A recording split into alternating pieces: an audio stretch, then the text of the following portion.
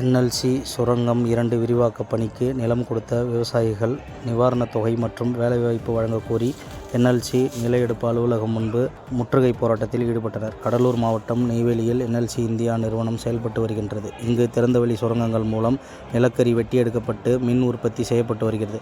இந்நிலையில் சுரங்க 2 விரிவாக்க பணிக்காக என்எல்சி சுற்றியுள்ள கிராமமான மும்முடி சோழகன், கம்மாபுரம், கொளக்குடி, ஊவாதனூர் உள்ளிட்ட 5 கிராமங்களைச் சேர்ந்த கிராம மக்கள் தங்களது வீடு மற்றும் நிலங்களை அளித்துள்ளனர்.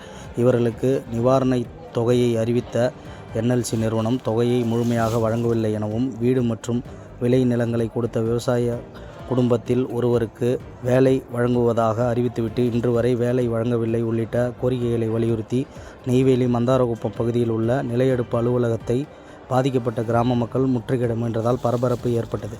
நில எடுப்பு அலுவலகத்திற்குள் உள்ளே நுழைய முற்பட்ட விவசாயிகளை காவல்துறையினர் நுழைவாயிலேயே தடுத்து நிறுத்தியதால் தரையில் அமர்ந்து தர்ணா போராட்டத்தில் தற்போது ஈடுபட்டு வருகின்றனர். மேலும் நில எடுப்பு அலுவலகம் எதிரே 100க்கும் மேற்பட்ட போலீசார் குவிக்கப்பட்டுள்ளதால் அப்பகுதியில் பரபரப்பு நிலவி வருகிறது. பாதகம் செய்பவரை கண்டால் நாம் பயங்கொள்ளலாகாது பாப்பா, மோதி மிதித்து விடு பாப்பா, அவர் முகத்தில் உமிழ்ந்து விடு பாப்பா.